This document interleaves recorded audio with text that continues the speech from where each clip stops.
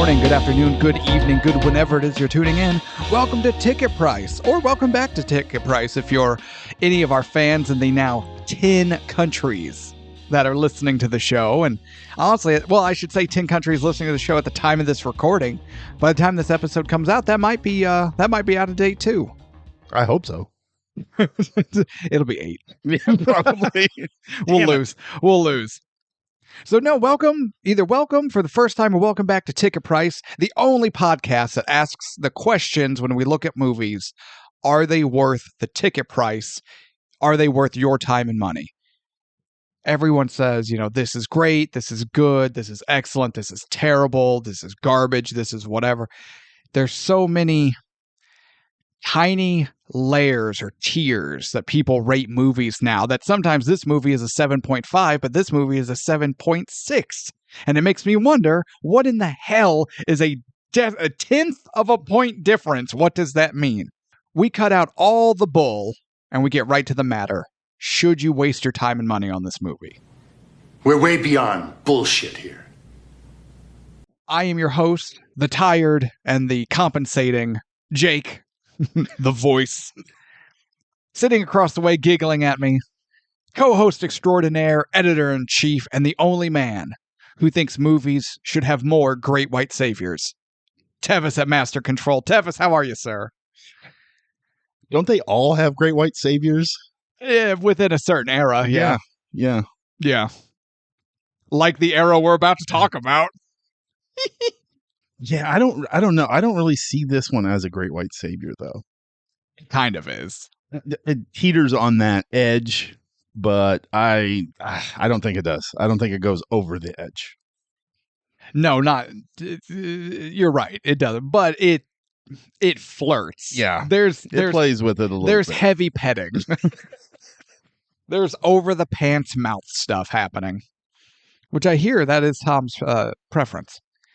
What are we talking about, though? We've alluded to it a lot. What are we talking about? What movie are we doing? We are talking about 2003's The Last Samurai.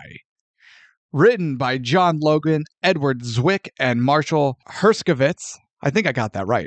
Sure. Actually. Directed by Edward Zwick. Starring Tom Cruise, Ken Watanabe, and Hiroyuki Sanada. Now, I want to point this out. Ken and Hiroyuki, I fucking love these guys. Oh, absolutely. I forgot. I didn't even know they were in it. And then I was doing my research. I went, no way. Yeah, Hiroyuki Sanada. If you've ever seen Sunshine. That doesn't ring a bell. It's a fantastic film. He's in it. He's the captain of the ship. Mm-hmm. He's also in Life with Ryan Gosling or Ryan Reynolds. And it's another space kind of alien ripoff. Yeah. Great movie. But he's also in Shogun. The new Shogun that's on. Yeah, see, I want to watch that. Oh, I haven't gotten around to it. I'm still, the little TV time I have, I'm still in X-Men 97, which is fantastic, by the way. Yeah. But no, Shogun's got my eye. Yeah, when I totally forgot he was in this. When I seen he was here, I was, oh shit, this is awesome. We're going to have a good time. Oh, yeah. And you know what? He's Scorpion in the new Mortal Kombat movies, Yes. and he's perfect for that role. Very much. Do you ever see Bullet Train? Yes. He's like the old Yakuza boss in that. Is he really? Yeah, that's Hiroyuki. Yeah. Okay. Remember, there's that one assassin. She thinks she's all like, she's real high on the smell of her own farts, and she's like, if I don't call or text, my boy every hour, he will kill your grandson. And he was like, do you think I'm stupid enough to leave my grandson, who had an attempt on his life, unguarded? And then it smash cuts to the nurse we've been seeing checking on his grandson, and she just has fiber wire. It's like choking the would-be assassin out, like killing the henchman that's threatening the boy, just takes him out and drags his body out of the room. I want to have to watch that again. Yeah, that's him. Yeah, okay. And you know what? Ken, I could not possibly begin to name everything Ken is in, but if you are a MonsterVerse fan... Inception, MonsterVerse, Ken Watanabe. He's fantastic. And thank God they're in this movie, because if these two gentlemen weren't in this movie, well, we'll get into it. I'm getting ahead of myself. Budget, made with an estimated 140 million, with a worldwide gross of 454.6 million. Not bad. No, pretty good haul. Not bad. Awards. This movie had 20 award wins with an additional 67 nominations. Of those nominations, 4 Oscar nominations. That included Best Actor Supporting Role, Set Decoration, Sound Mixing, and Costume Design. I want to file a report for a crime that was committed. 911. Yes. Hans Zimmer was not nominated at all for the score of this movie. Yeah, actually that's... Oh, and the nomination for Best Supporting Role, that was Ken, was it not? Yes, it was. Who in the world beat him? Do not have that information. Look, well, we'll keep it going, but look that up because they're gonna have to really impress me for me to agree that he should have lost. Like, it's probably Denzel Washington. You know, usually when we're like, who was it? It's Denzel or Michael Caine or some, legitimate legend. And I'm like, okay. But short of Denzel, no, it should have gone to Ken. He is amazing. While you're looking it up, I'll start with history. Moving on to our history. Cards on the table. I am not a Tom Cruise fan. He's not a bad actor. Tom Cruise is a very good actor. I just don't really care for the movies he's in. Does that make sense? He's not one of those actors. He's not like Johnny Depp, who I hate because he can't act, right? Suck at Johnny Depp fans. Suck at Johnny Depp. Like, Tom Cruise is a good actor. I just don't really care for what he does. And in like that late 80s, early 90s, like the Tom Cruise heyday, I can't stand any of those movies. Really? Blah. So I did not watch this when it came out, although my wife loves Tom Cruise, but loves him ironically. Okay. She thinks he's really ridiculous and over the top, and he's just a weird goofball person. Granted, she agrees he's a good actor. But, like, okay, she makes me see all the Tom Cruise movies, right? We watched the legitimately terrible Night and Day. Oh, that one's awful. With Tom Cruise and Cameron Diaz. And we were two of 3 people in that theater, right? Oh, you went to the theater to watch that? Yeah. Oh, I'm so sorry. I was taking my girl out on a date. She wanted to see the new really bad, but we went into it knowing it would be bad, right? So we just kind of mystery science theater the whole time, right? Okay. So as we're watching, we're like, do you think Tom Cruise knows he's in a movie right now? Or do you think they were just like, Tom, she's in danger? And he was just like, she is. And, and then they just followed him with a camera. And they were like, Cameron, we're going to make sure he doesn't harm you, but just roll with whatever happens. That could have just been candid video. I couldn't really tell because that's just how Tom Cruise is. So she ironically loves Tom Cruise, and I don't. Her being that fan, I believe it was her and I. She was like, she owned it for a long time. I think we might have sold it in a yard sale at some point. But there for a while, I'm pretty sure she owned Last Samurai.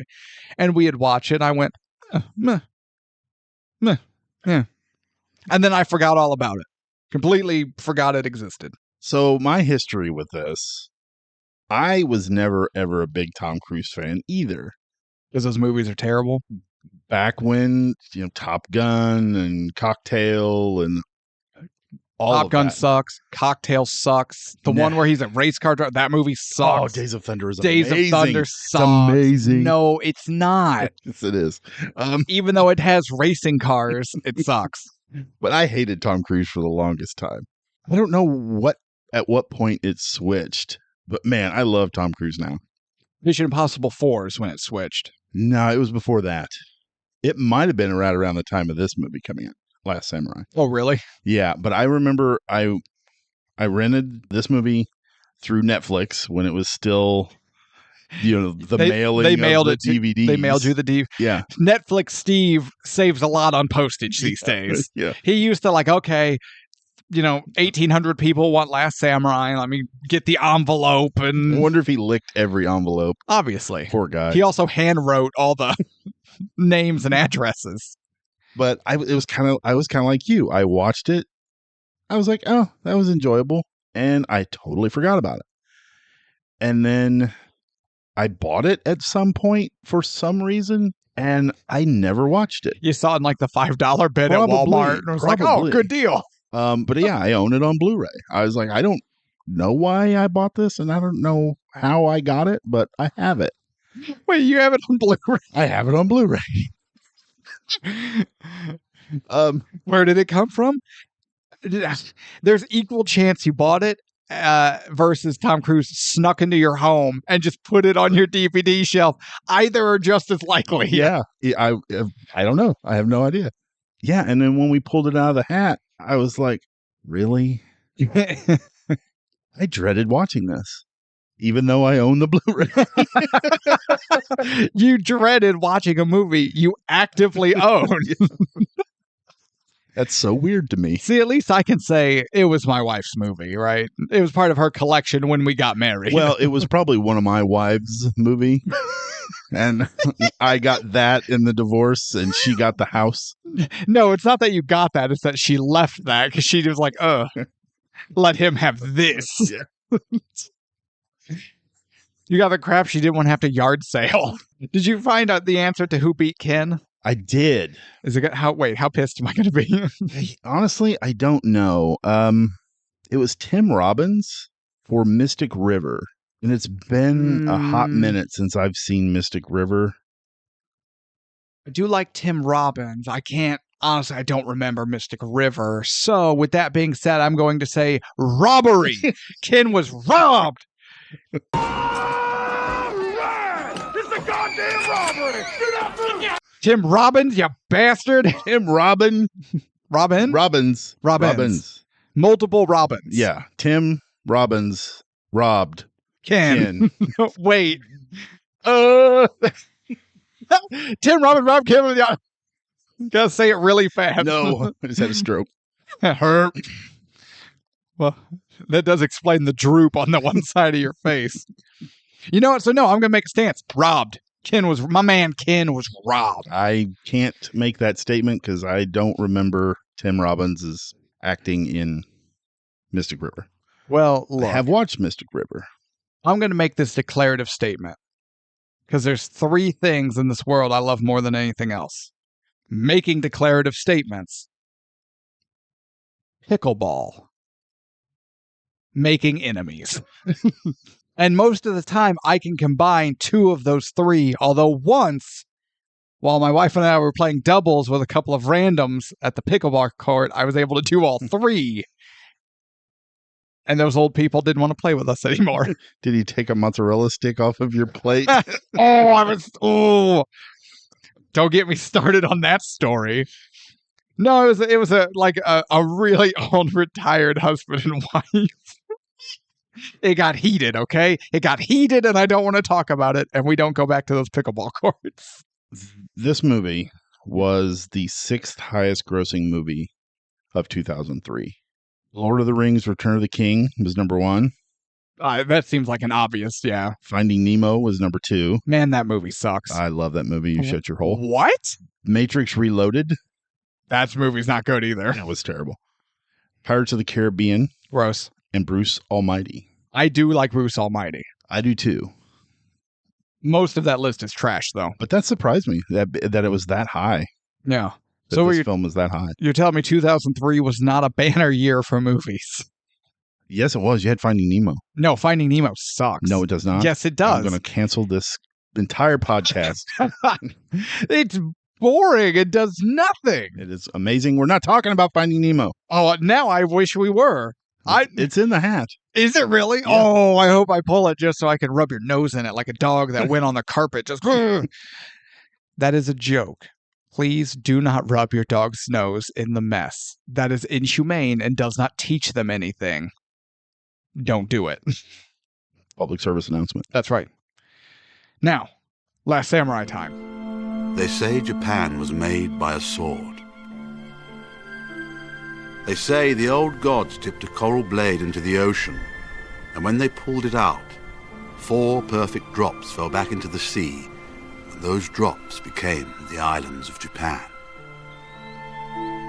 I say, Japan was made by a handful of brave men. Warriors willing to give their lives for what seems to have become a forgotten word. Honor. We see our man Ken. He is the shogun. And he is meditating. And while he's meditating, he has a vision of a bunch of warriors fighting a wounded white tiger. And I went, oh, I'm not going to lie. It made me groan. Because you're worried about the white savior thing. Yeah. And I went, fucking Tom Cruise. My note, fucking Tom Cruise. It doesn't help that the movie is titled The Last Samurai, and the poster, advertisement, DVD case, Blu-ray case is that title under the picture of Tom Cruise. Right. So, not having seen this movie in so long, when I pulled the DVD case out to watch it, I was like, oh, is this one of those? So I was a little worried. Yeah. And this I just went, ugh. Now, I like the scene is well shot, and I like the idea of he's meditating, he's very spiritual, has a vision. I even like the symbolism and analogy of a wounded white tiger holding off a bunch of soldiers. Like in the show Shogun or something like that, that would be really cool. But knowing Tom Cruise's white ass is about to rear its ugly head, I just went, ugh. So I looked up some stuff, and then there was an interview with Ken Watanabe in The Guardian back in 2022. Mm-hmm. And he said he didn't think The Last Samurai was a white savior narrative, and that it was the turning point of Asian representation in Hollywood. He said before The Last Samurai, there was the stereotype of Asian people with glasses, buck teeth, and a camera. But after Last Samurai came out, Hollywood tried to be more authentic when it came to Asian stories. I can't argue with Ken, so he would know better than I. Yeah. So I did a lot of research before I even watched this movie because I was trying to prepare myself. Right. And we'll get there when we get there, but put a pin in Ken's statement. We're going to come back to that when we get to the ending. But we are introduced briefly to Ken. Then we jump to, what's his character's name? Algren? Yeah. Tom Cruise's character, Nathan Algren. He's a sad drunk. He's a little hammered. Yeah, but not fun hammered. Oh, no. Like, that guy makes me sad hammered. He looks like he smells like old pee. Specifically. Yeah. Tell me it's not accurate. He probably does, honestly. And Algren is doing what he's helping sell rifles. Kind of like he's basically an actor doing a traveling show as a commercial for rifles. Yeah, he's what's the guy's name? The ShamWow guy. He's basically the ShamWow guy. You're not wrong, yeah. Or OxyClean, Billy Mays. Billy Mays, that was the other one I couldn't think of. Billy Mays, OxyClean. Only he's a little drunk, and I'm not going to say Billy Mays wasn't a little drunk. Didn't he OD of cocaine? Did Billy Mays OD? He might. If he didn't, I apologize to the family of Billy Mays. But I think there might have been some. We don't talk about that involved with Billy Mays' death. I don't know what it was exactly, but I'm pretty sure the letters O and D were involved. Yeah. And cocaine and the cocaine and OxyClean. Just him and the ShamWow guy having a bunch of drugs at their hotel room. No, the ShamWow guy was too busy punching hookers. What? Yeah, I don't know anything about this. Oh, if he's the one I think he is, which I'm pretty sure he is. He wore the stupid Gwen Stefani mic, right? Yes. Yeah, the ShamWow. Yeah. So he had employed the services of an adult worker. Of course he did. And while in the middle of their transaction, we'll call it, he went to kiss her on the mouth, which is taboo. Apparently. I wouldn't know. Only reason I know is because I've watched Pretty Woman. And she bit either his tongue or lip, but she bit him like, ugh, and he got pissed and beat the hell out of her. Wow. Yeah. ShamWow. I did not- ShamWow. I hope he had one to soak up all the blood in the car because he beat the shit out of her. And yeah, that was the end of. So what I'm getting out of this is apparently the world of infomercial salesmen is a lot more wild than I ever thought. Oh, shit. The group Motley Crue's like, damn, we got into the wrong biz. See, everyone's like, it's rock and rollers. No, it's infomercial guys. All these musicians are only they're playing hard for second place. Infomercials. Surprise, Billy Connolly. Surprise Walter Peck. Richard Oh! Thornburg. What? Yes, you know what? You missed it. I was too busy going Billy Connolly, but now that you say that, I remember going. I recognize that guy. Yeah, William Atherton. Wait, isn't this his third movie on the show? William Atherton Shit. is the official forerunner for the next Meredith Burton Award for 3. Yeah, him and Sigourney. Well, we're not keeping track of it like that Who would anymore. have thought William Atherton? I did not have that on my bingo card. You didn't have Bill Atherton. No. Well, yeah. So surprise, William Peck. Surprise Billy Connolly, because Nathan is very drunk and is partly doing his job. He's partly drinking himself into a stupor. He's partly definitely in the middle of a war flashback. Oh, PTSD is coming back hard on him. Yeah, it is. And he goes off script, we'll say, and definitely gets himself fired. But his buddy Billy is there. They served together in the war, and Billy was kind of tasked with finding Nathan for a new job opportunity, and that the Japanese are willing to pay very good money. Now, Japan's got it in mind to become a civilized country. And Mr. Omura here is willing to spend what it takes to hire white experts to train their army. And if we play our cards right, the Emperor grants the U.S. exclusive rights to supply arms. Because what was it? Nathan was making like $25 a month, $50 a month, and they were going to pay him $400 a month. And then doesn't he persuade them to do 5? Yeah, he talks them into 5. So yeah, he made a pretty good amount of money for what he was getting ready to do. Yes, he did. So what the transaction is representatives of the Japanese government have come over, and they are looking for United States military officers to train the Emperor's army in the way of modern Western warfare, because they are having problems with air quote rebels who are refusing to adapt, refusing to, what's the word I'm looking for, Tevis? They're Modernize. They're just not with the program. They're very set in their traditional ways. And then we learn that these rebels are actually samurai, and that the leader of the samurai technically holds a pretty high position on the Emperor's council. And basically says that if the Emperor tells him to, he would kill himself. Yeah, end his life. Yeah, end his own life. They head to Japan, right? They strike up the deal. It's Billy Connolly, Nathan Algren, Tom Cruise, and then their captain, he's not a bad guy. He's just kind of a douche. Oh, Tony Goldwyn. This is the actor's name. Sure. Yeah, don't trust him. Okay. Yeah, because does he owe you money? No, he negotiated the deal that got Patrick Swayze killed in Ghost. So I have never seen Ghost. Fuck that guy. You are very worked up about Ghost.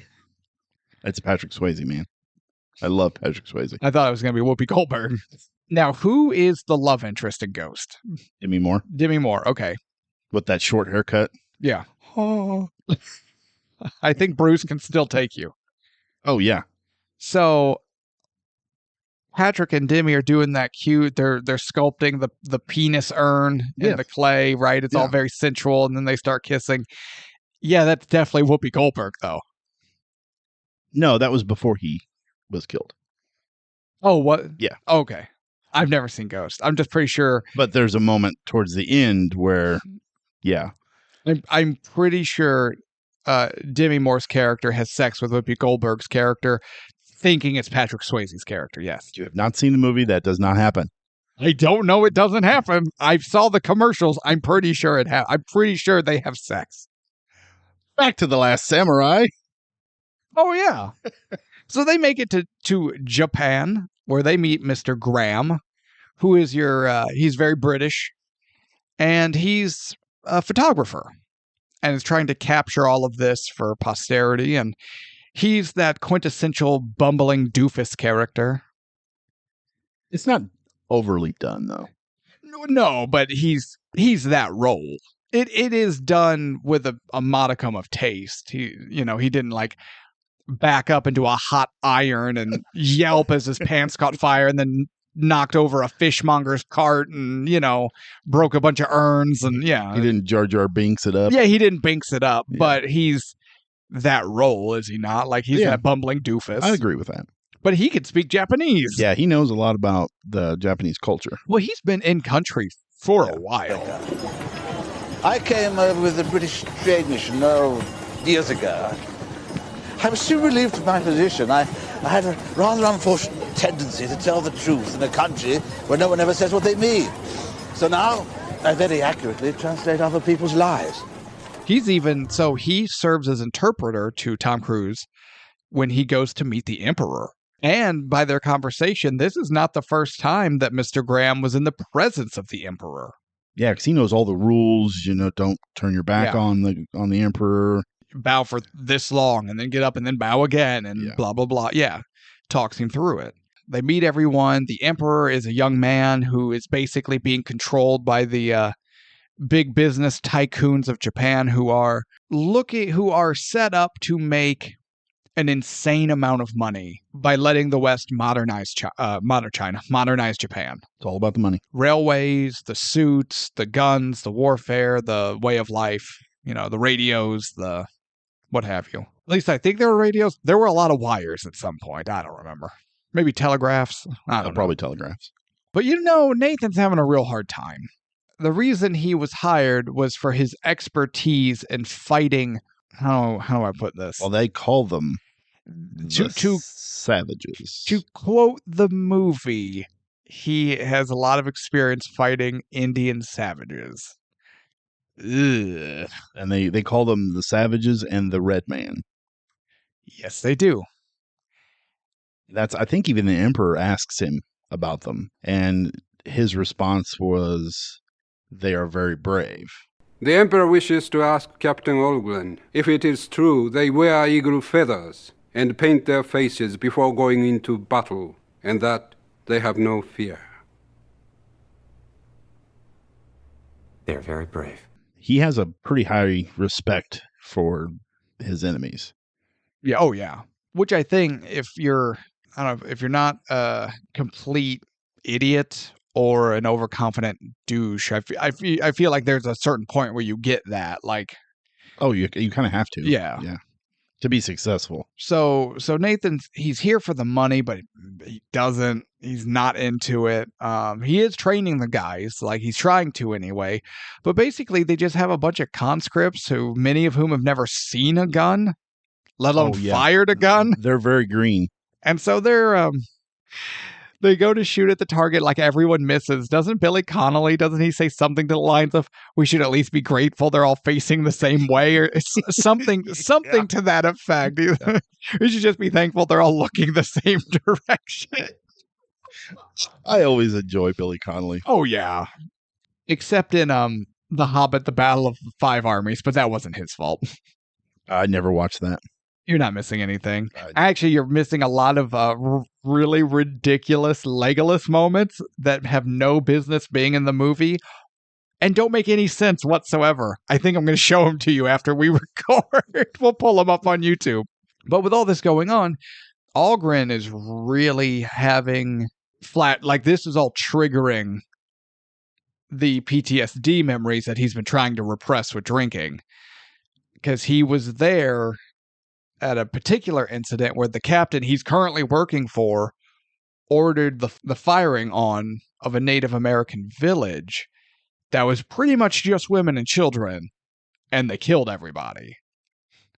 As far as we know, that could have been Lou Diamond Phillips' village in Young Guns. Oh my God, it's connected. Could it not have been? We have officially connected the it. Young Guns and Last Samurai world. Boo! That is the content people come for on this show. It makes me like Young Guns a little bit more. Not that much more, but a little bit more. Maybe it makes me like this movie less. I'm going to have to stew on that for a minute. So, as training continues, it's not going well. But ultimately, the rebels have made themselves known. And the Emperor, and when I say Emperor, I mean the businessmen who are controlling the puppet Emperor, they want this battle to happen. They want this war to be over. It's go time. Yeah, they think just because they have these weapons that it's going to automatically just wipe out the rebels and they won't have to worry about anything. Yeah. Man, are they wrong. So Nathan's like, oh, absolutely not. They're not ready. And they're like, well, too bad. We're marching. He's like, no, guys, this is not the time. They are not ready. And they're like, you will do as you're told. And that's the end of it. The moment where he tells that soldier to shoot at him, and he goes and he stands next to the target. Nathan pulls out his own gun and is like, if you do not shoot me, I am going to shoot you.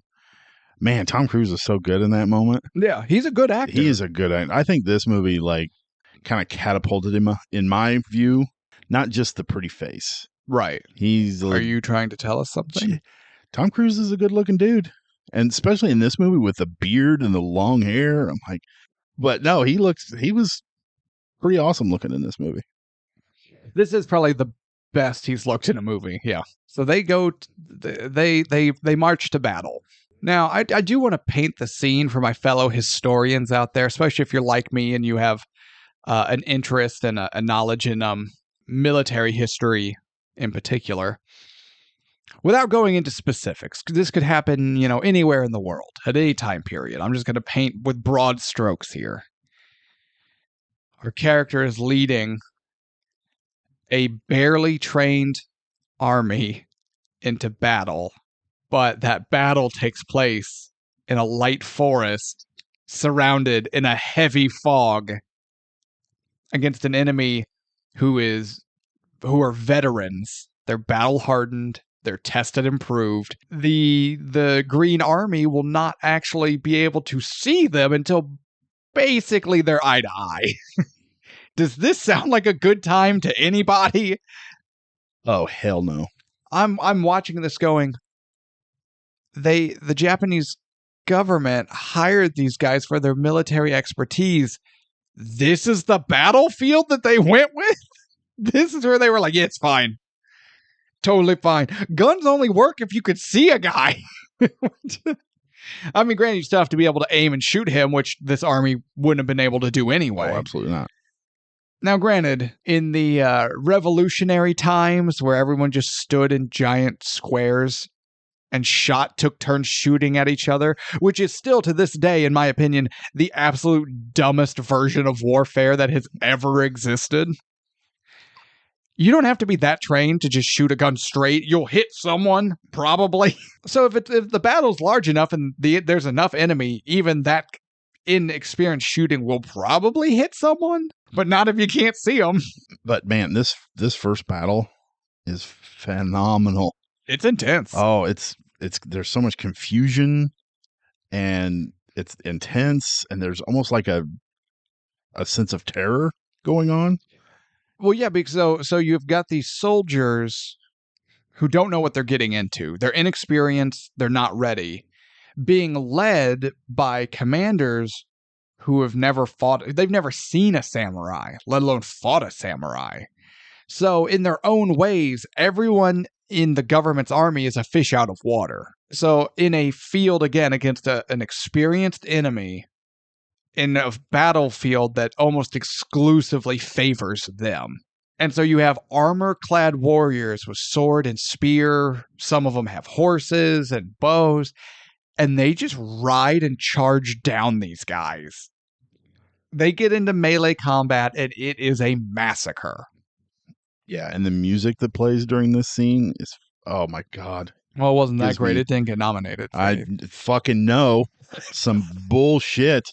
You know, we talk a lot about John Williams. Hans Zimmer is by far my favorite composer.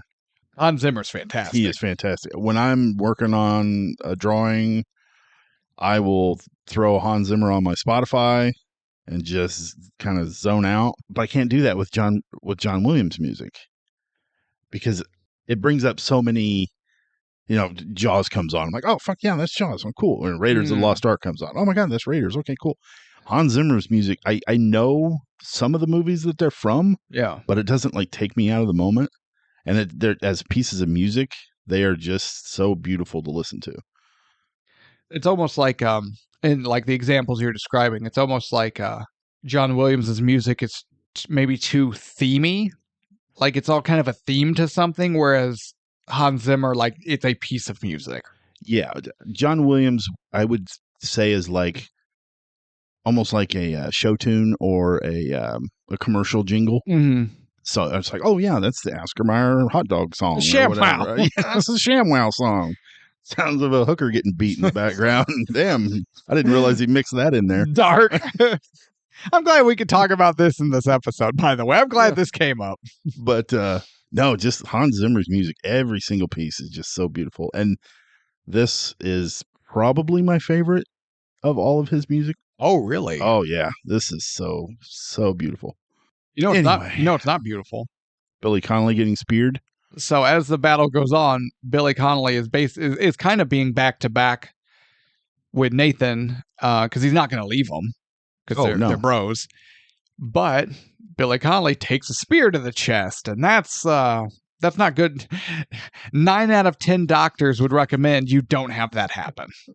You know, and we weren't with Billy Connolly's character that long, but man, when he gets it, I was like, oh man, you're bummed out. Yeah, you're bummed out when it happens because he's not in there a lot, but he's that perfect sidekick foil who's like, he has the smart ass one liner here. You know what I mean? He just has those little jabs as the captain is being overly aggressive about slaying the savage, and Nathan's being overly dramatic about genocide nightmares. Then there's Billy Connolly right there in the middle to, keep things light. Yeah. Until, shish kebab. Shishka Billy. Oh. No. Also, boo this man. That joke was terrible. I hate that joke. As the fighting starts, samurai surround Tom Cruise's character as he is fighting. He's fighting with his weapons. He's fighting with his saber. And when that gets taken from him or gets stuck in somebody, and he's fighting with a flagpole. Like, what if he can get his hands on it? It's a weapon, and he's doing a very good job. And as the Shogun comes up, he sees Tom Cruise fighting and is immediately transported back to his vision while meditating. He's like, this is that white tiger. Isn't there even on that flag? Isn't there like a white tiger or? Yeah. That's what I thought. I couldn't remember. And so basically it's like, all right, put him out of his misery, but we'll do it honorably. And a warrior in red armor comes to like finish him as Tom Cruise is wounded and exhausted and laying on the grass. And as the soldier comes up to kind of like coup de grace him, to just put him out of his misery, he stabs him, and Tom Cruise stabs that guy in the throat with like a broken pole or flagpole. Or yeah, it was that flagpole. Yeah, the Shogun just kind of like, like almost mildly amused. It's like, capture him, he's coming with us. Yeah, come to find out, the dead warrior was the Shogun's brother-in-law. Maybe he didn't like his brother-in-law. Who does? Yeah, exactly.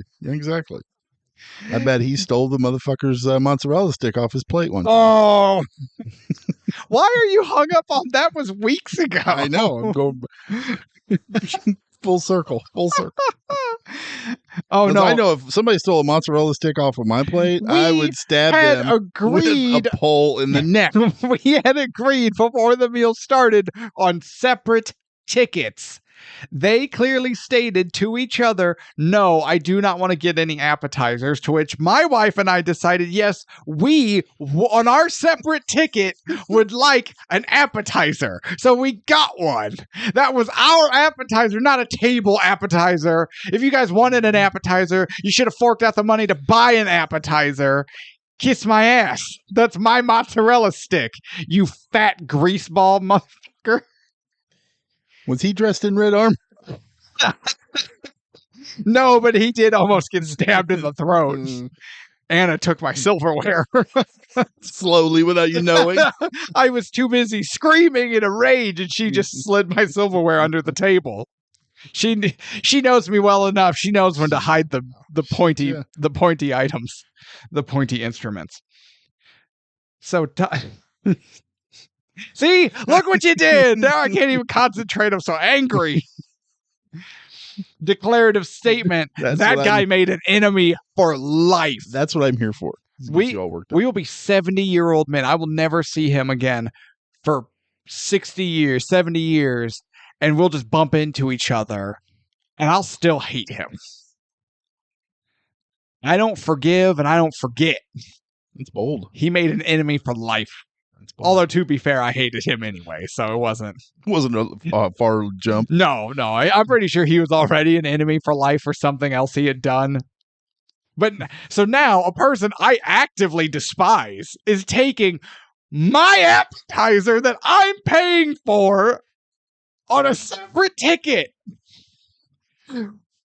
Where's the etiquette? Basic etiquette. If you wanted an appetizer, he should have bought one on his ticket. Maybe he only wanted one. I don't think he should have ordered one.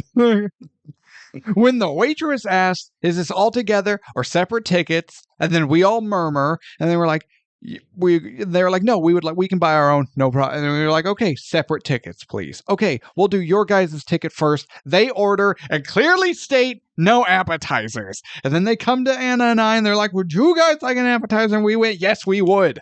That was the only person allowed to take a mozzarella stick off that plate was Anna or myself, because we're paying for it. I didn't offer. What are we talking about? Get us back on track. Pills are good. Pills are good. Nathan is captured. That's where we are. Hot note taking. Yeah. I'm a professional. So he is captured, and he's lightly guarded. I guess guarded enough. Bob. Silent Bob. I like Bob. But I guess he's still wounded. He's not really mobile yet. He's still pretty wounded and healing. And recovering from lack of alcohol. He's having withdrawals. Thank you. I was getting there. Oh, sorry. Thank you. Would you like my mozzarella sticks while you're at it? Why don't you just reach over and just take my shit, okay? I'll just take your notes. Good luck. I don't even know what half of them mean. So now he is stuck in a virtually perpetual nightmare of reliving his genocide moments, compounded with the fact that he's not drinking anymore, so he is withdrawing hard, which mostly just is him screaming.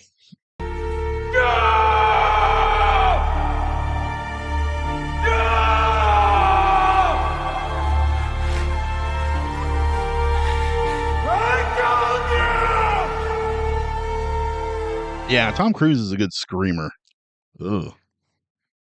Huh? I don't like that. Wait, in movies, he's good at yelling. Yelling. Yeah, he's a screamer. Yeah, he's a screamer. That's what Nicole Kidman told me anyway. I don't know. You couldn't have found a more recent. It's the only one I know that he was married to. I don't know. Wait. No, I'm blank. When she's pegging him. That's what I was talking about. Well, thank you. He sues people, right? For insinuations. That's all right. I don't have anything you can have. I don't even have a mozzarella stick. Fuck. They're mine. And I didn't say it. What was it? No, I can't even. I'm having a brain fart. Remember, he married that actress. She was the original. Katie Holmes? Yes. You couldn't even go with Katie Holmes. I just now remembered that. I just now remembered she existed as a person. Oh my God. So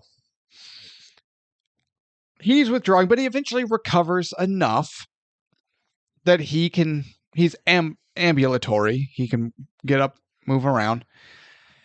The woman whose house he's staying in would very much like it if he didn't stay there anymore because he screams and he's rude and he smells worse than the pigs.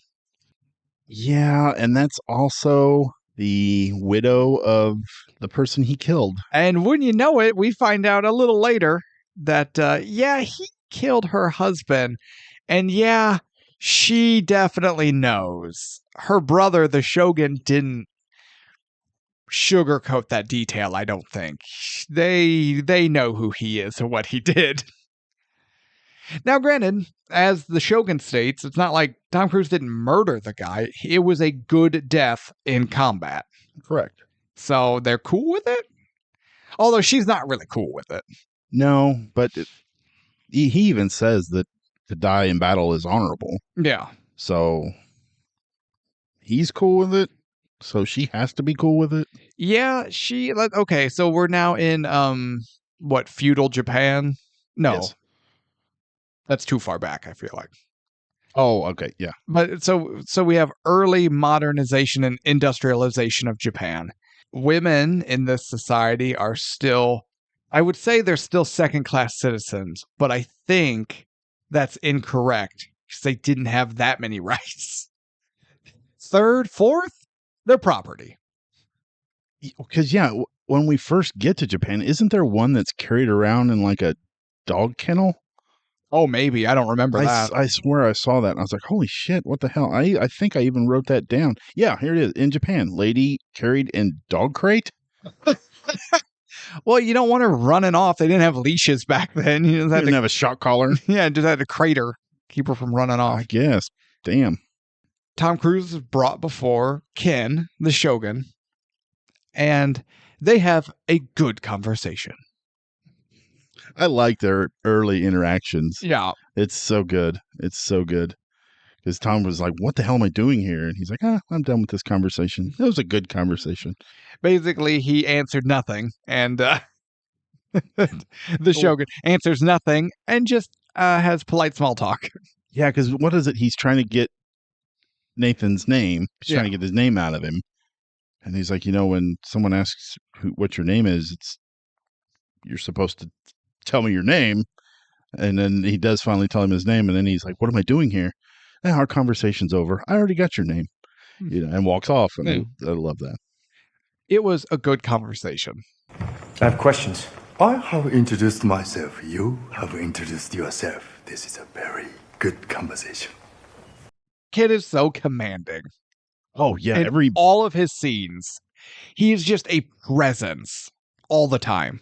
And I don't know if it's the movie or the way it's shot or his outfit or...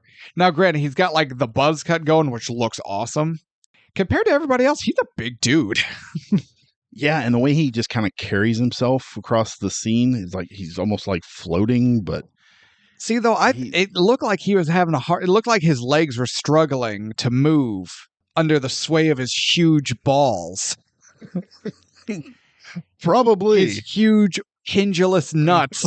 Probably. You just walked in, you're just like, oh!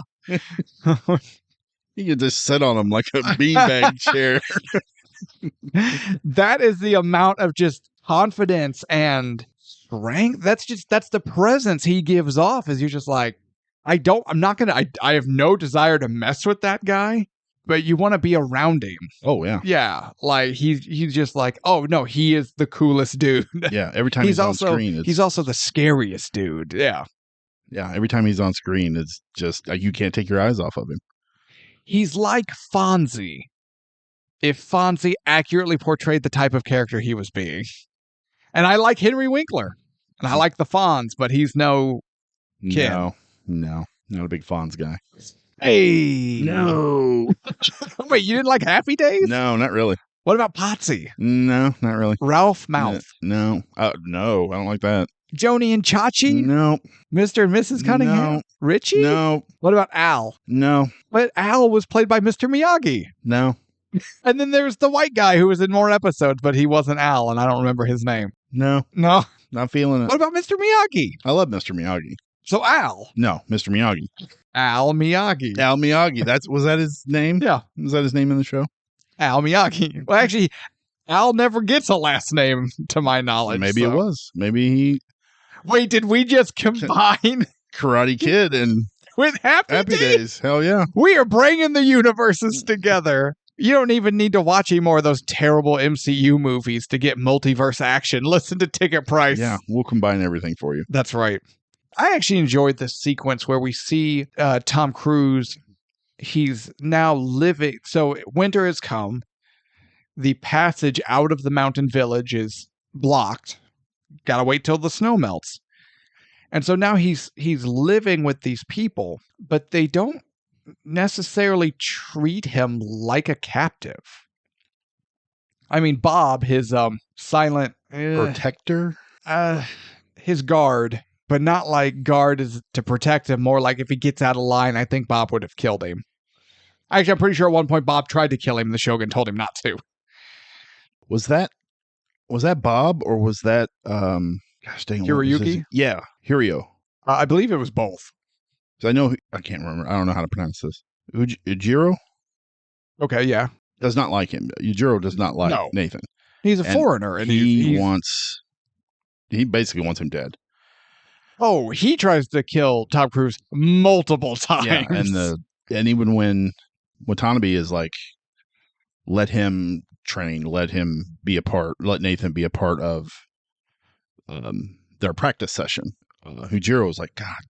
Right, but in the beginning, or when this is kind of first starting, Bob pulls a blade. Oh yeah, because when him and Watanabe are talking, Nathan and Watanabe, Nathan gets a little loud. It's like, why am I here? And that's when Bob comes running in, pulls his sword, kind of out of the sheath, and Watanabe's character is like, we're fine. Yeah.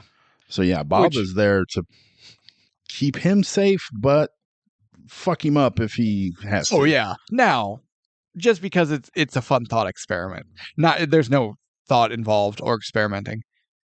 Had Nathan Algren decided to get Froggy, Ken's character did not need Bob or a weapon to handle that business. Oh no. He'd have whipped his ass. He would have cleaned up Tom Cruise's muddy shoe prints with Tom Cruise's face. But he didn't have to do that. That's why women exist. So, but he learns to... Tom Cruise's character, he's living with these people, and he sees that they're not savage. Although he doesn't ever use the word savage. He never saw the Native Americans as savage. He understood them as the proud, brave, noble people that they are, and he sees a lot of those similarities in this samurai community, in this traditional way of doing things, and that's very appealing to him, and he becomes very attached to that lifestyle.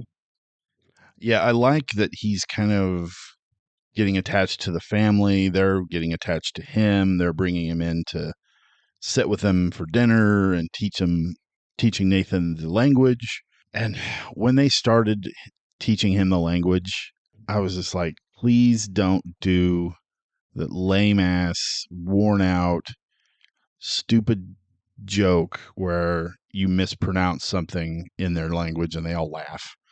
Oh yeah. You know, like, please pass me the monkey, whatever. You know, oh no. Yeah, where Rush Hour. They were laughing because of you. Yeah. No, they were laughing because you asked them to come back with you, get naked, and sacrifice a small goat. Which word is goat? Yeah. Although it was great in Rush Hour. Yeah, but well, for one, it wouldn't fit here. But two, man, it's been done so much since then. I was just like, please. And I know this is a 20-year-old movie, but I'm glad they didn't go that road. No, not only would it have not fit, like you said, because this isn't a comedy. It didn't fit in any way, shape, or form. Not necessary, not wanted. But we do get him, struggling, like, because he's learning the words. He's struggling with it. But it's done in a realistic way. Yeah. Because we learn throughout the movie that Nathan is fairly gifted when it comes to learning languages. He learned, I cannot remember, he learned one of the Native American languages. Did they mention which one specifically? If they did, I can't remember. I cannot remember that either. Or if they just said he speaks, India, whatever, which wouldn't be accurate, but whatever. I wouldn't put it past some of them.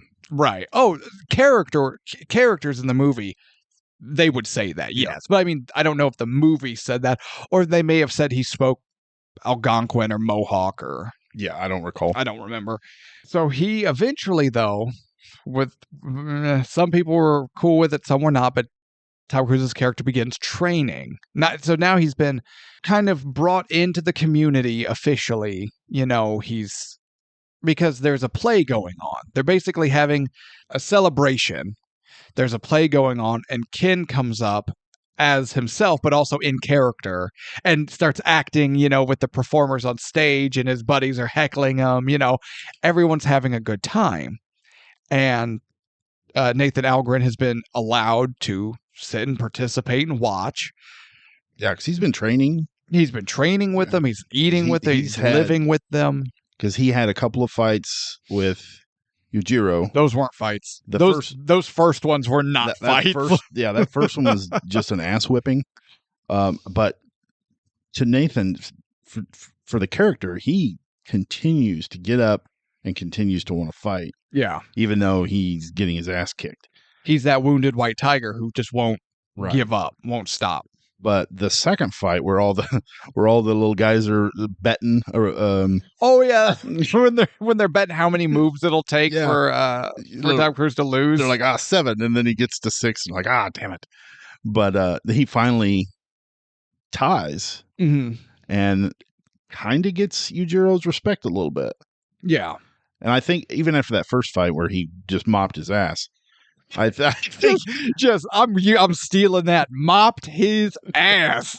I think Yujiro still had a little respect for him because he continued to get up and continued to fight. Mm-hmm. But then this last fight that they had, I think that went to another level. Oh yeah. So during the celebration, though, it's Nathan who sees essentially ninja assassins on the rooftop, and they're with crossbows, and they're gonna assassinate Ken, and he shouts and gives warning, ultimately saving the shogun's life. I love how these ninjas get onto the roof. That one guy standing there with his hands clasped, and the other guys jump in with their feet, and he throws them up, and they're just so quick. Yeah, such a smooth motion. Oh shit, I love that. Ninjas. Yes, they're ninjas doing ninja things. So they get attacked by the Foot Clan. They weren't robots or angsty teenagers, depending on what continuity you want to go with. That is true. The original Turtles are on Paramount Plus. Really? Yeah, my kids and I are watching them. Hell yeah. My oldest is like, she's 3, and she's like, Dad, we watch the Turtles. I'm like, let's do it. She makes me sing the theme song every time it comes on. So I'm passing that on. Hell yeah. But I think but Tom Cruise ultimately saves Ken's life.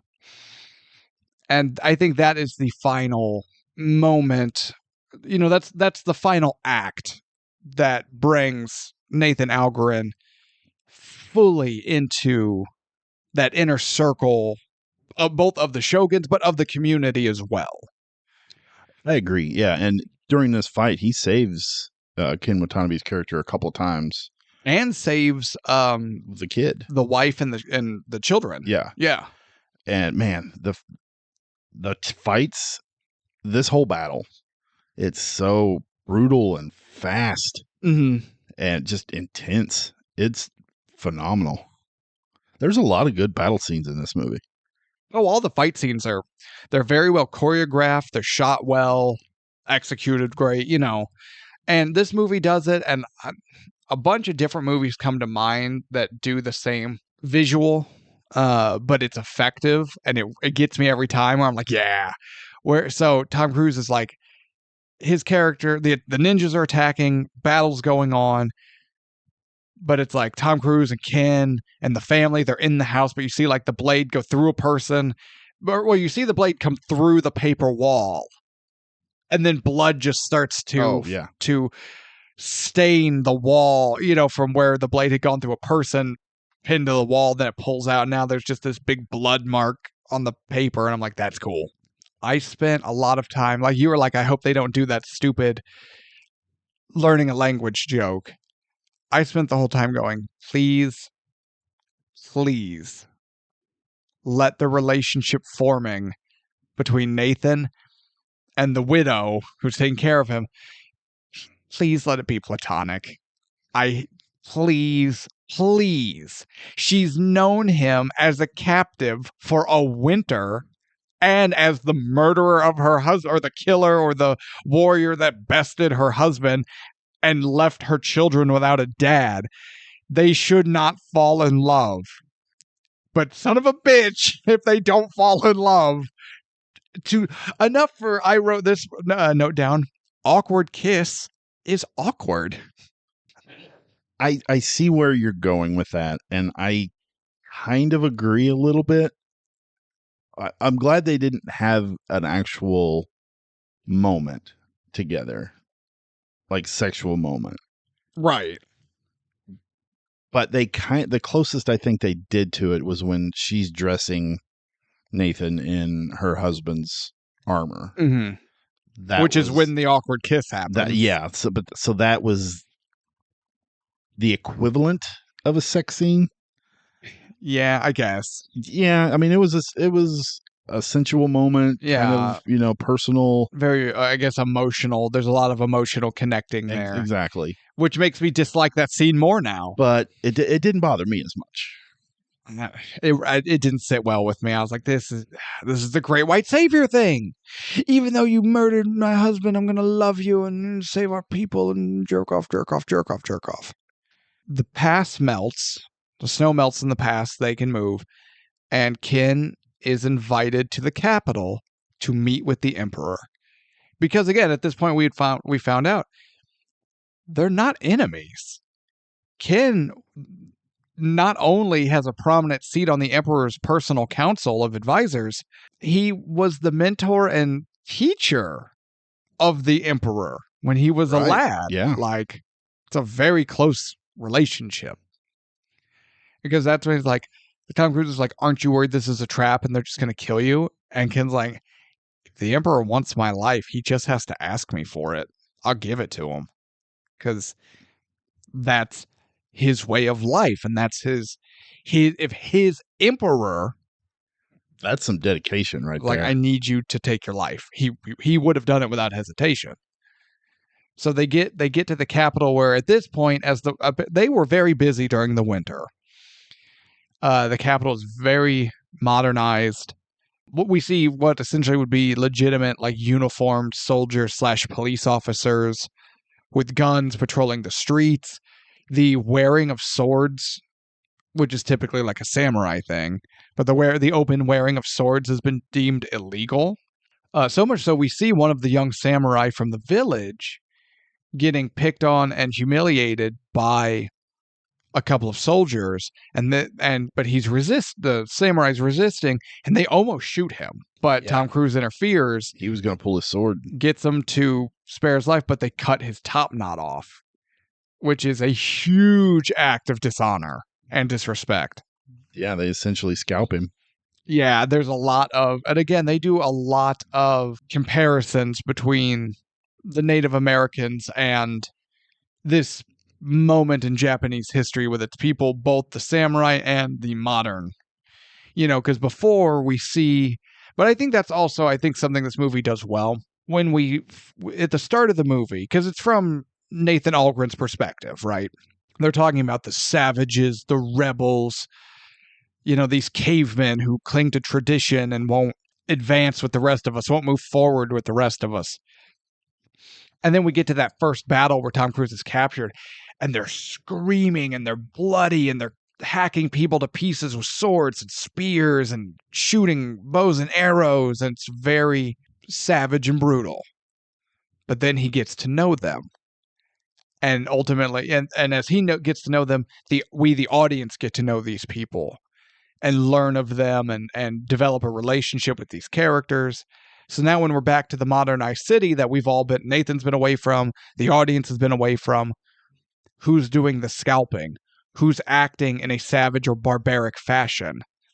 The soldiers. Yeah, they're just... So there's a role reversal there. Complete flip. That I think plays well. But ultimately, King goes to a meeting. They're like, you can't wear swords. And he's like, I don't answer to any of you motherfuckers. The Emperor can tell me to remove my sword. But ultimately, the Emperor, being a little bitch, does. Yeah, does. Yeah, he kind of is. And then basically kind of kicks Ken off the council and then has him detained. And do we find out they're going to execute him? Yes. Yeah. Yeah, they pretty much are going to go in and cut his throat, sneak in. And so Tom Cruise rallies the cast of samurai characters we've known from The Village, the young man who got his top knot cut off, Hiroyuki's character, the big guy who lost every bet, like you were talking about. He's like, he's going to beat him in 6 months. Like, he lost all his money, right? There's the big guy, but the inner circle, the team, right? Yeah, but before that, the tycoon, the Japanese tycoon, tells his men to follow Nathan. Oh, yeah. Because he knows that Nathan's going to go find Watanabe's character. And that's when Nathan gets ambushed. Oh, yeah, that was a good fight, too. That was a good fight. Oh, my God, that was so good. A couple of assassins draw swords, and Nathan was unarmed and then gets one of their swords, or he had a sword. I do not recall how he may have gotten a sword. I think he got a sword away from one of them. Yeah. But it kind of shows, this is how I took it anyway, how good Nathan has progressed in his swordplay and how the other soldiers have regressed. Mm-hmm. It's like they've forgotten their way, and Nathan is like, I'll show you the way, motherfucker. This is the way. This is the way. So yeah, he fights off and kills 2 assassins, uncovers the plot to assassinate Ken, gets the funky bunch together, and they go break him out. And the ensuing battle is pretty great because they're escaping, soldiers are shooting their guns, but still aren't the most. They're more accurate, but they're not the most accurate. But several of the samurai who have bows are just bringing them down. Yeah, it almost reminded me of like early Call of Duty, where the NPCs are running. They would just come out of cover and just run towards you and shoot one, and then the next one would just come, and it's almost like that stack of bodies. It just gets bigger and bigger and bigger because they all run to the same spot, the same location. Hey, that guy just died standing right there. I'm gonna stand right there. Lightning, I'll get him. Lightning won't strike twice. It's not lightning, jerk off. It's a bow and arrow. But ultimately, the young man who had his top knot cut off is shot several times and isn't able to make the escape. So he stays to die in battle, to die with honor, and to cover everyone else's retreat. It was his son. That's right. I was going to say it's Ken's son. Watanabe's character's son. But they have their goodbyes, and Ken doesn't want to leave him. But he's half drug away. And then the son gives a good final stand as he tries to charge across the little bridge walkway with his sword out, but he doesn't get super far. No, but he did his job. He managed to hold them off long enough for them to escape. Yes. So now they get back to the village and they're gearing up for what is essentially the final confrontation. Nathan is talking to Ken. He's like, here's the thing. I know how they're going to fight. I know their tactics. We can use that against them.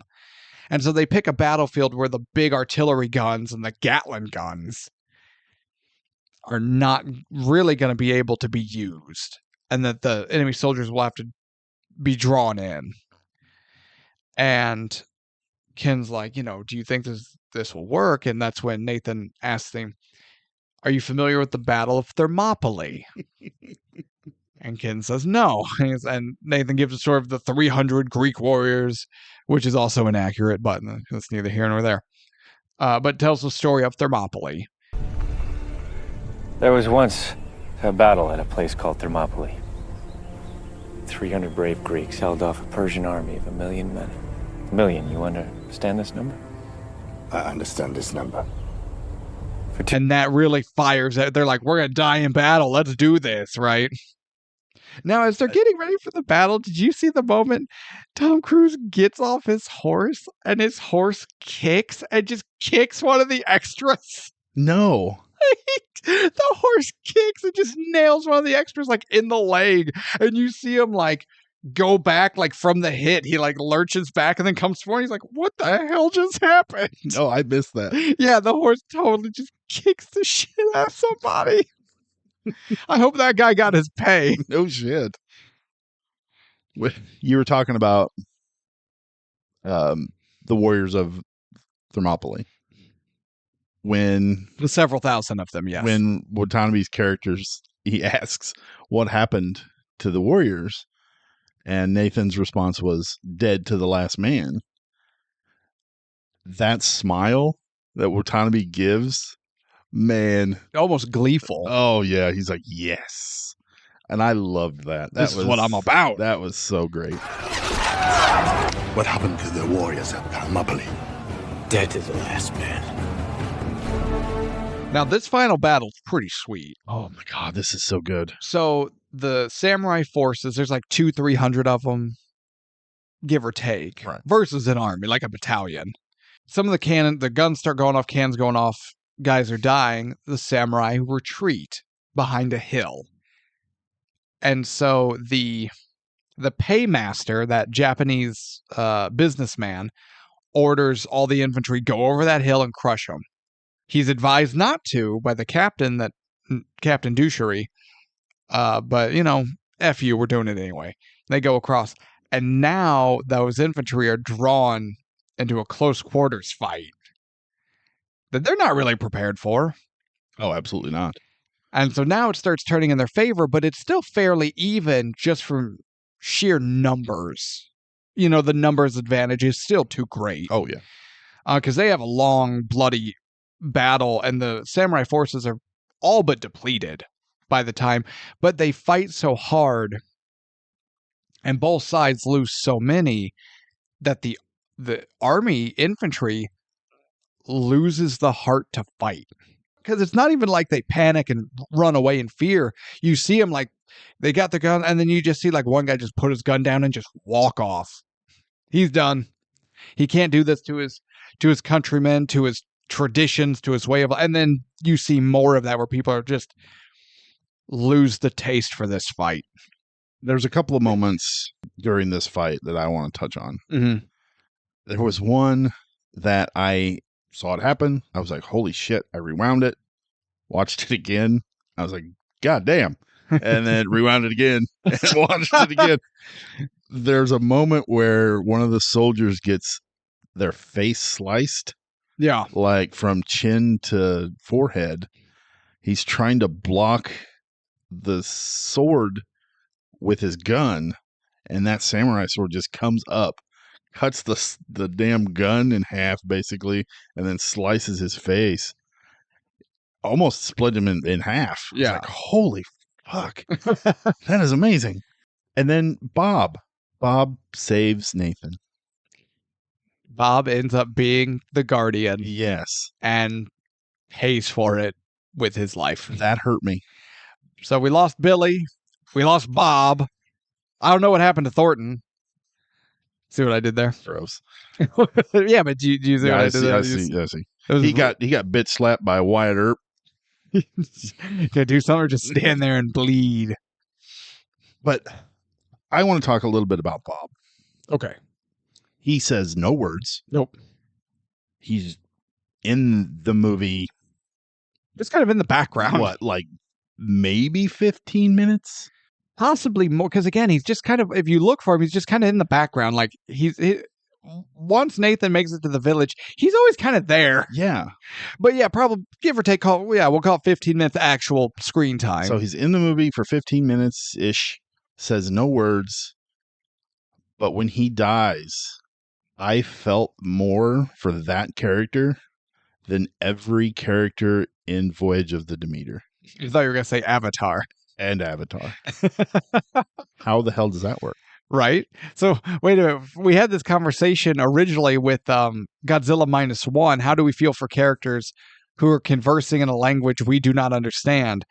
Now, how are we feeling for a character that does not converse? Exactly. Because if your movie's shot right and it's written correctly and done well, you will care for your characters. Exactly. But if it's done like garbage, you don't give a shit what happened to any of these people. It's just the interaction that Tom Cruise has with Bob, with the character. Because Tom Cruise is the one who names him Bob. Yeah, and Tom Cruise is the one that carries the entire conversations with that guy. Mm-hmm.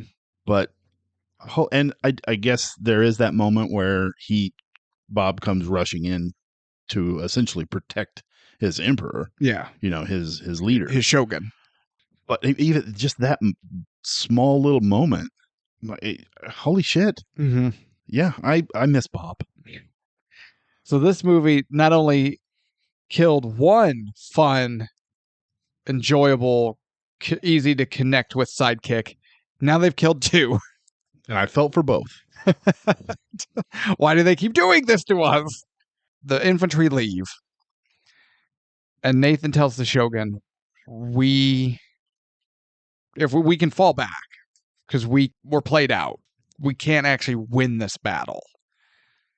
And the Shogun says, we're not trying to win the battle in a traditional sense, He fully intends on gathering whoever's still alive, charging back over the hill, and taking the fight to the rest of them, to show them that they have not broken the samurai spirit. They have not broken the spirit of their traditions. They have not broken the spirit of Japan. And they are gonna get some. So they get horses. I'm like, where did all these horses come from? It was very Lord of the Rings, Helm's Deepy. And I was like, where the hell did all these horses come from? Were they just in the throne room this whole time? Yeah, Legolas brought him up over the hill. He was just like, guys, look what I found in the hallway. It's crazy, right? Plot horse. I've heard of plot armor. I've never heard of plot horses. Now you have. Now I have. Trademark plot horses. Ticket price trademark plot horses. So they charge over the hill to get some. To mop ass. To mop some ass. Yes. Unfortunately, though, that did bring them into artillery range. So that's not great. Yeah, and who is it that says bring in the new weapons? Where they bring in the Gatling gun? Well, the businessman orders it, and then the captain relays that order to everyone, and they bring in the Widowmakers, the Gatling guns. That was some, especially in that time period, that was some truly devastating stuff. Yeah, they cut these guys down. Oh, yeah.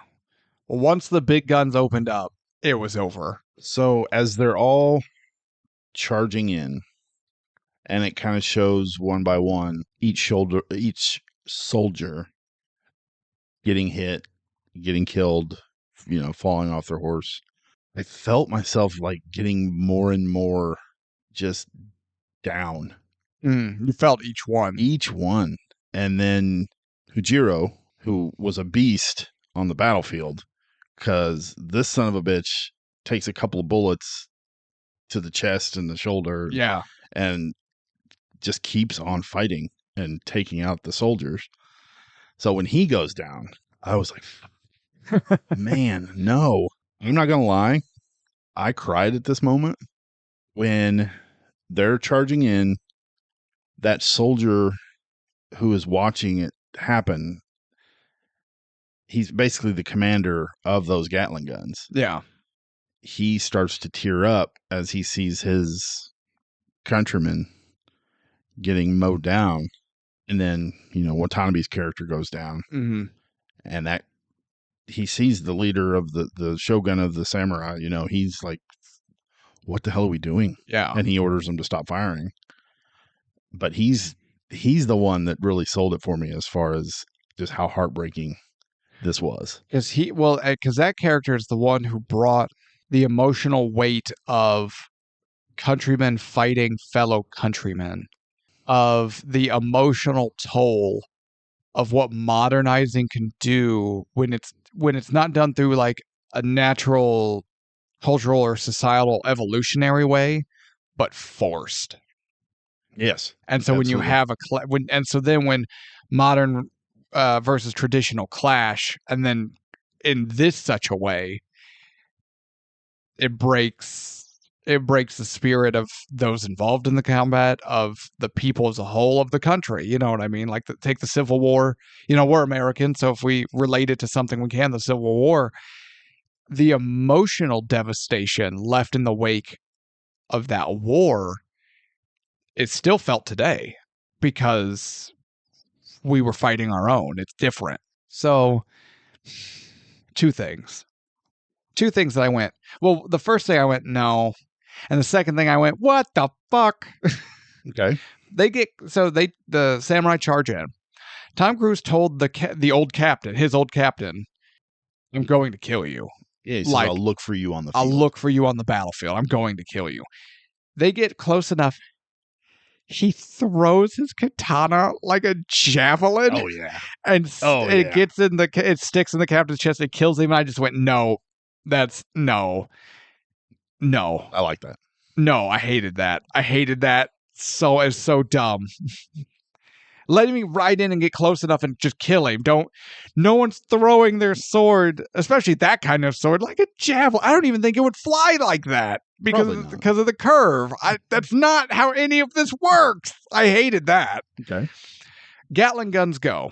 Everyone dies. Except Nathan Algren. Why? How? How and why?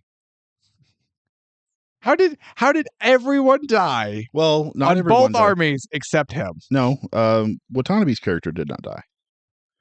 He unalived himself.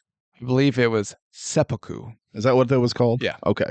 So yeah, he did it himself. No, he finished himself off. Yes, but he was going to die. Probably, but technically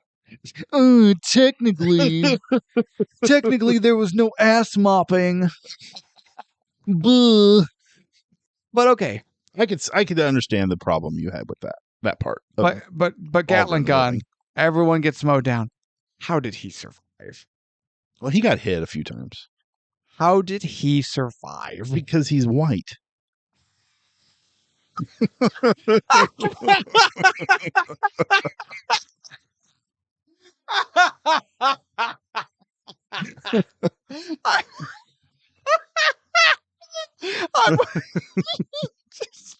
it. I wasn't ready for that one. You know what? I can't argue with that. He is white and he did survive. Yeah, ergo. Just spitting facts. Like a Gatling gun of facts over here. Damn it. No. Damn it. Compose. So, he ultimately survives. Not only does he survive, but he is able to bring Ken's sword and present it to the Emperor. And he, what's he say? He would have wanted you to have this. Yes. And then we see where the Emperor, too little, too late, but he finally kind of sacks up. And then, I get moving forward, more of a blend of old and new, right? What Tom Cruise goes back to that village, doesn't he? Yes. And that's kind of where it ends. Yeah. Where he undoubtedly has sex with that woman. He sees, we don't know that. Maybe they had just a, friendly relationship. No, But that's yeah, no. which I disagree with that too. But yeah, he goes back and then he sees her and then it ends. All right. So I want to touch on that just a little bit before we get into final thoughts. Okay. This ending bummed me out, but mostly because I feel like the correct ending was so obviously in front of them. And they just were almost like they were too afraid to pull the trigger on it. You have a man who's tortured and horrified by his own actions of his past.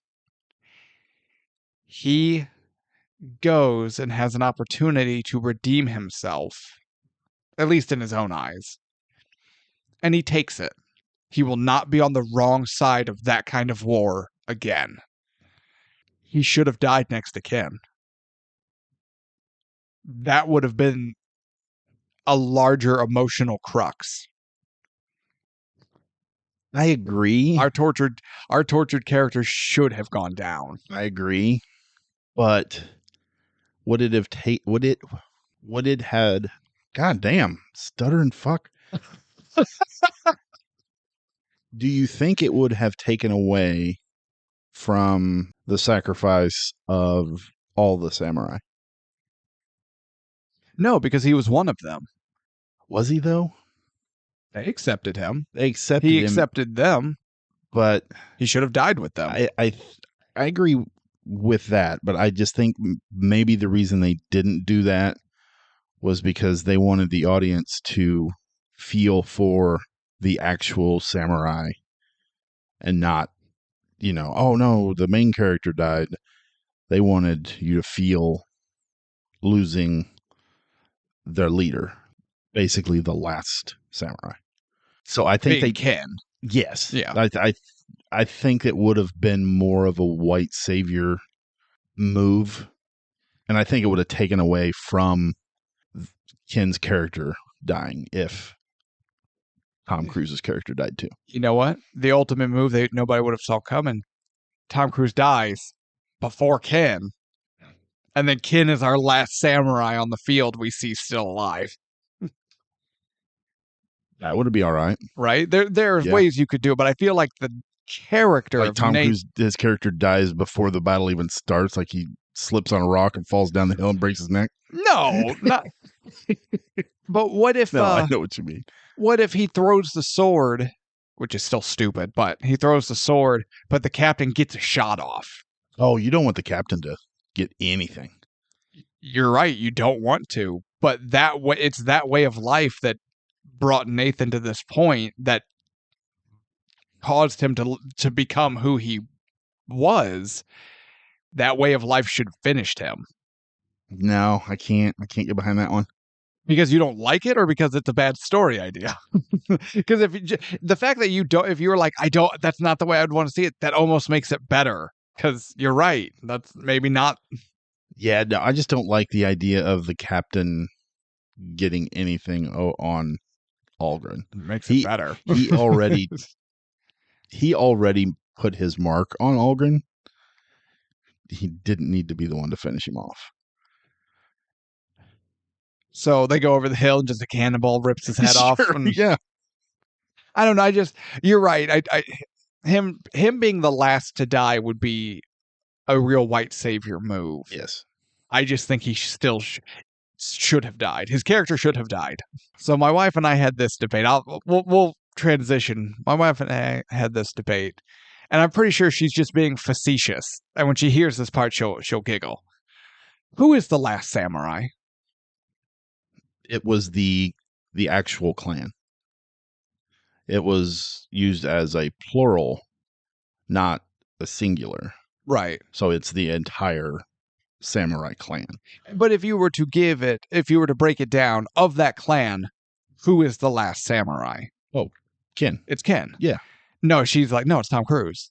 I said, no, it's not. She said, yeah, it is. He becomes a samurai. I said, no, he got brought into their community. He didn't just become a samurai. Yeah.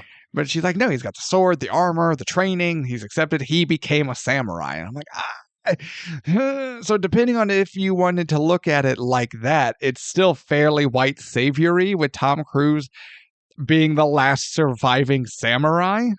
And I don't think she's the only one that walked away with that thought. Oh, no, I agree. I think this movie gets a bad rap because of that. Right. And it's hard to argue that when, like I said, the poster and the Blu-ray case, the DVD case has Tom Cruise in the armor, The Last Samurai, with The Last Samurai underneath it. It's right there. Right. It's literally telling you this guy, this white man, even though that is not what they were going for. Mm-hmm. So I think they should have just changed the name. No, just change the picture. Well, it's Tom Cruise. You got to have him on the poster. His name's on it. Yeah, but you got to have his face. No, you don't. Oh, yeah. But I have his face under the helmet. There you go. So there you go. If he has to be on the poster, just hide him. Yeah, but they won't do that. No. But no, I totally agree that a lot of people probably walked out going, "What the fuck?" This white asshole's The Last Samurai. But I do that. I didn't think about that though. They probably meant it as a samurai in the plural. Right. Yeah. And that is what I got from the research too. Yeah. Because this is based on historical. Yeah, but then again, that didn't translate. I don't think.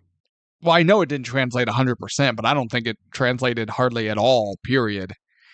No, and that's why I say I think this movie gets a bad rap because of it.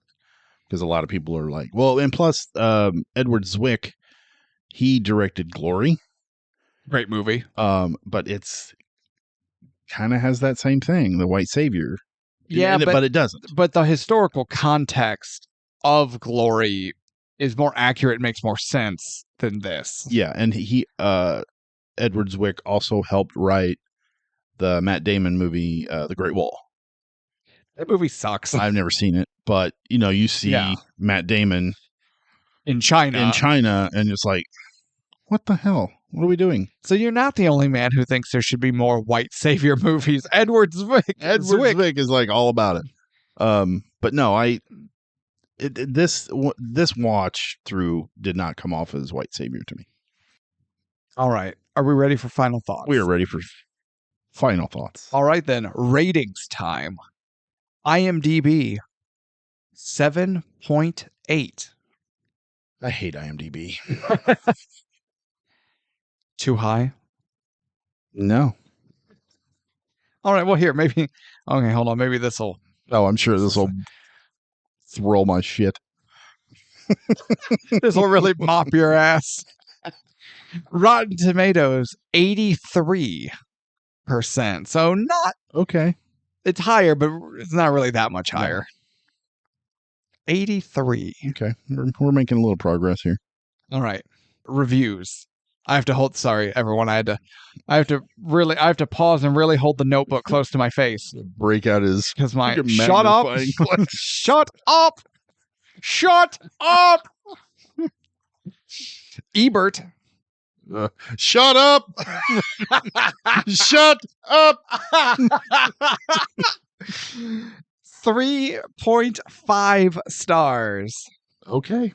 The Last Samurai has greatness, but sidesteps the ending that would have given it real impact.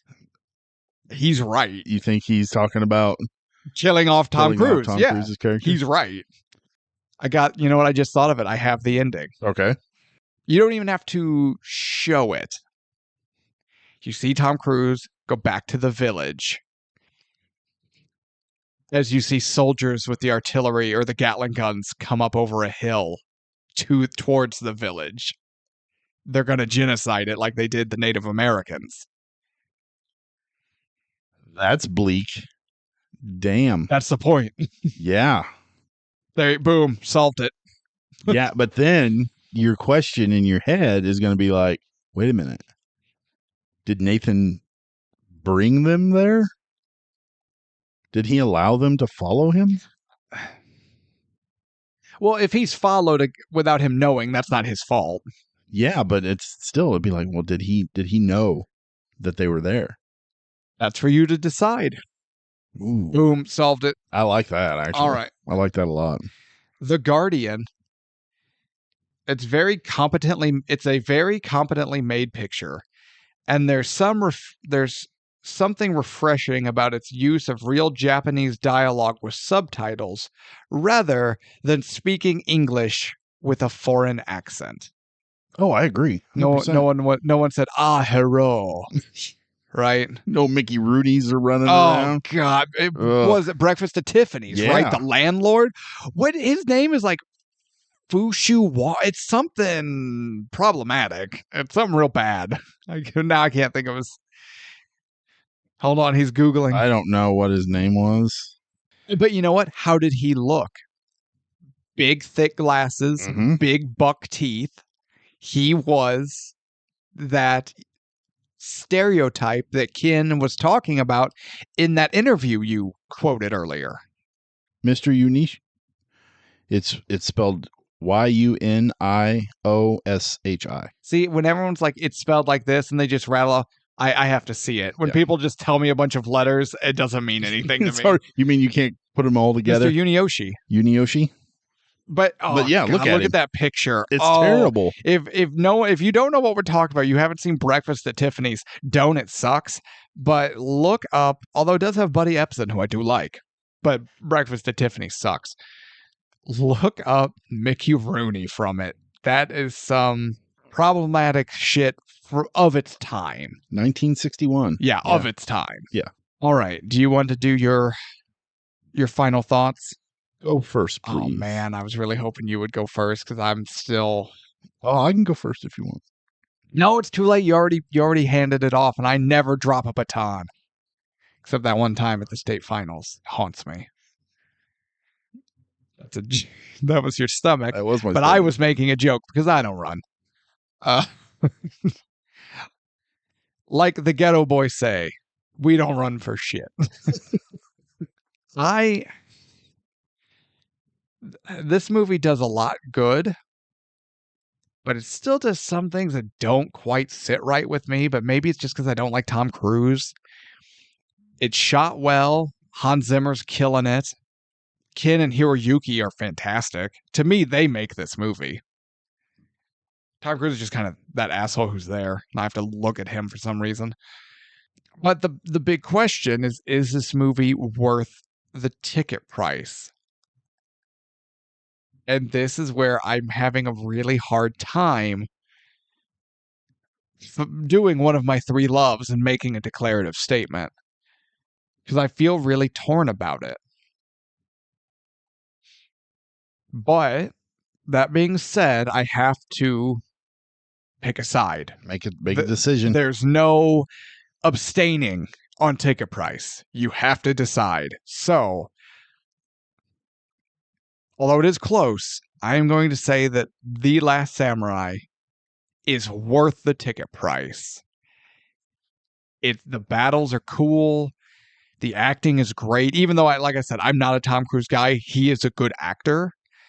And all of his dialogue with Ken is fantastic. His physical chemistry with Hiroyuki, like when they're training and doing their sparring, it's undeniable. And while I do have qualms with this movie and its great white savior adjacency, we like a lot of adjacencies. We do on like show. adjacency, but I feel like that's an accurate statement. Great white savior adjacent. It's not totally there, but it's towing a line. Yeah, it's tickling the feet. That's not the expression I'm familiar with, but we'll go with that. It's not tickling the taint. Oh. That's a little too high. like 83%. No, I'm going to just plant my flag. This movie is worth the ticket price. It was a good watch. I ended up really enjoying this movie more than I thought I was going to. Yes, I have issues with it, but the stuff it does well outweighs the bad, I think. And if you haven't seen Last Samurai, you like Tom Cruise, maybe you like the Japanese actors, maybe you're just interested in whether you're interested in Japanese culture and society, or if you're more in depth into film and you want to see Japanese representation in film, and again, I think this film is a turning point in that. in showing authentic, respectful, not racist, stereotypy, representation of the Japanese people. It does great at that. The characters are awesome. So, yeah, that's where I'm at. I didn't remember a lot from this movie from the first time I watched it until we pulled it out of the hat. I'd only watched it one time. Mm-hmm. So getting to revisit it for the show, one, I wasn't really excited. I put it off way too long. But when I sat down and I finally watched it, and after it was over, holy shit, I was blown away. So you liked it a tad more than I did. The music is great. The acting is great. The cast is phenomenal. There's not a single bad actor, bad moment of acting in this movie. The fight scenes are well choreographed. They're exciting, every single one of them. The final battle, I did not remember that at all. The ending, not many movies make me cry. This movie made me cry. See, you say not many movies make you cry, but now I need one of the fans out there. Just in the Q&A, drop a comment how many episodes Tevis has gone, this movie made me cry. It's several. Yeah, I know, but I watch a lot of movies too, so. And apparently only the ones on this show make you cry. For different reasons, though. I totally don't cry during movies, except all the movies I've cried during. I cried during Bluey. I mean, come on. Oh, don't get me started on Bluey. But no, this movie is 1,000% worth the ticket price. I love this movie. It was 83%. And 7.8. Too low. Where are you putting it? Low 90s. Low. 92. 92? 92, 93. This is phenomenal. Tom Cruise does a fantastic job in every aspect of this film. You know what would have really secured it in the 90s? The proper ending. I like the ending you had with the artillery coming up over the hill. Thank you. But, man, yeah, go watch this movie. You will not regret it. Is that it? That's it. Okay. I didn't want to cut you off. I wanted you to get your teary explanations out. We're gonna have to make a list. I will put it on the board. I will go back through it. Oh, you don't even have to. We'll just, after this is over, we'll discuss. Which we'll go down the list of the movies we've done, and I'll be like, yes, no. Next episode, we'll talk about all the ones you've cried during. Yeah, we'll put it on the board. There we go. We'll keep a running tally which one of us has cried more. Yeah, let's do that. I like that. You big fucking baby. The big fucking baby award. Which one of us cries the most times? Hold on, I have to make huge notes in my book. Hold on. I'm going to write that down before I forget. The big... We're so stupid, by the way. For anyone listening who thinks we're not aware, we're very aware. We're very aware. How dumb we are. Oh yeah, we're doing that. Hell yeah. That's gonna happen. All right, where's our hat? Let's do this. All right. Your turn, my turn. Your turn. It's always my turn. I know. All right. Looking in the hat. Looking in the hat. Looking in the hat. Still looking. God damn. Looking in the hat. Hold on. Sorry, I have a weak pullout game. Now. Okay. Ooh. Okay. I'm a little worried. Okay. It's a movie I would traditionally say I like, which makes me worried. I'm always worried about that. Spielberg, again. Another Spielberg. God damn. Okay. Tom Hanks. Vin Diesel. What? You heard me. Vin Diesel? Vin Diesel. Okay. Was Tom Hanks in like Fast 10 and nobody told me? And Spielberg, he's a voiceover. He's a secret director. The shadow director. Yeah, it's like his pen name. No, we're doing Saving Private Ryan. I forgot Vin Diesel was in that. He's one of the team. I totally forgot. He goes to save Ryan. I totally forgot that. Okay.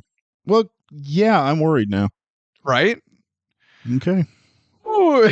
I was like, Vin Diesel. Huh? Yeah. Vin Diesel. Jesus. Oh, Every character he plays in every movie should end up like his character in Saving Private Ryan. Dead.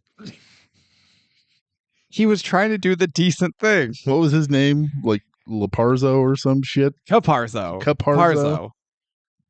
I think. Fucking weirdo. What? I don't know. I don't know what that pertains I to. hate that guy. Does he owe you money? Yes. How many celebrities owe you money? Just 3. Okay. And that's a lot. And one of them's Vin Diesel. Yes. All right, everyone. Poor Tevis says something else to crack me up, and I just giggle for 5 minutes.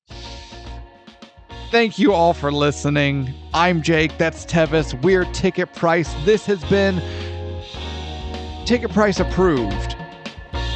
Ticket Price approved. That's right. The Last Samurai.